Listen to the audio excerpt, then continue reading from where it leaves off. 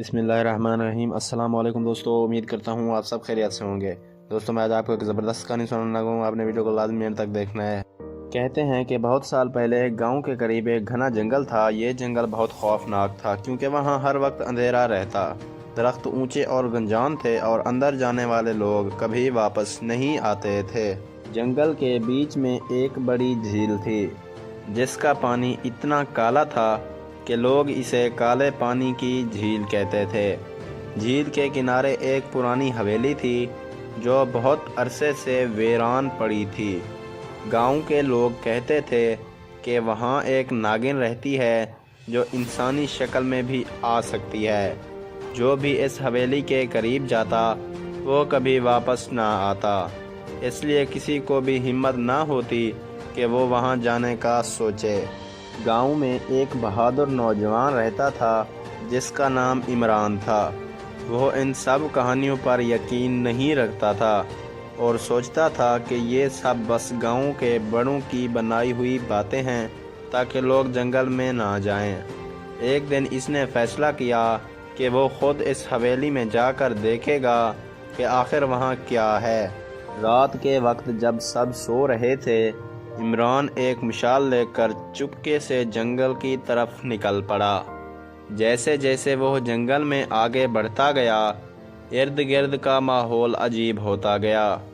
दरख्तों की टहनियाँ आपस में टकरा रही थीं जैसे कोई सरगोशियाँ कर रहा हो, और हर तरफ एक खौफनाक खामोशी छाई हुई थी। जब वो झील के करीब पहुंचा तो अचानक पानी में हलचल मच गई, जैसे कोई बड़ी चीज़ अंदर हरकत कर रही हो। लेकिन इमरान ने हिम्मत ना हारी और आगे बढ़ता गया।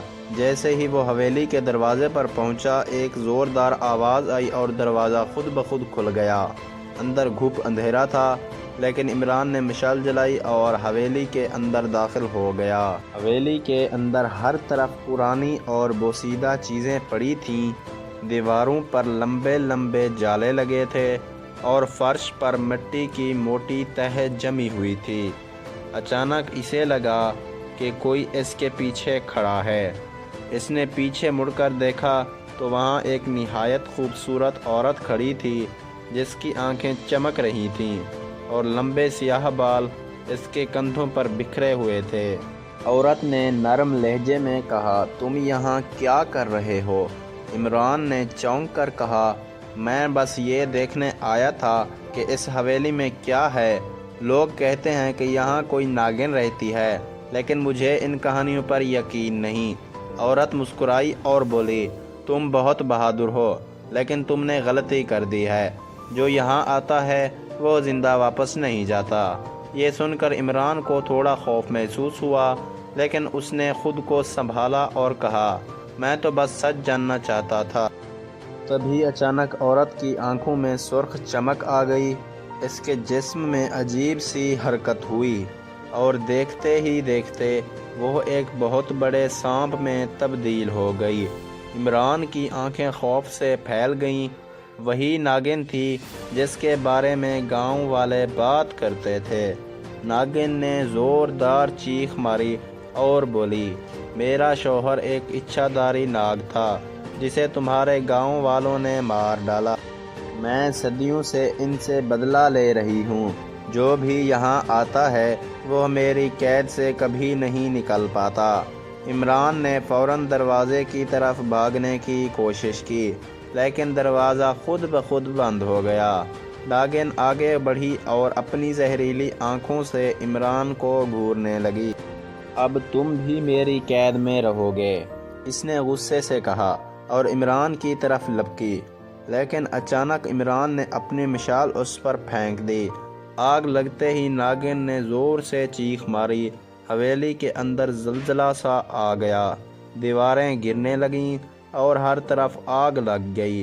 इमरान ने दरवाज़े को ज़ोर से धक्का दिया और किसी तरह बाहर निकलने में कामयाब हो गया। वह तेज़ी से भागता हुआ जंगल से बाहर आया और सीधा गांव पहुंचा। अगले दिन जब गांव वाले जंगल में गए तो वहां ना कोई हवेली थी और ना ही झील। हर चीज़ जैसे ज़मीन में समा चुकी थी। तब गांव के बुज़ुर्गों ने कहा ناگن کا انتقام مکمل ہو چکا، اب وہ ہمیشہ کے لیے چلی گئی۔ لیکن کچھ لوگ کہتے ہیں کہ آج بھی چاندنی راتوں میں جنگل سے سرسراہٹیں سنائی دیتی ہیں، جیسے کوئی سانپ گھوم رہا ہو کسی اگلے شکار کی تلاش میں۔ مزید ایسی کہانیوں کے لیے میرے چینل کو لازمی لائک کریں، سبسکرائب کریں اور ساتھ میں دیے گئے گھنٹی کے نشان کو دبانا نہ بھولیں۔ شکریہ۔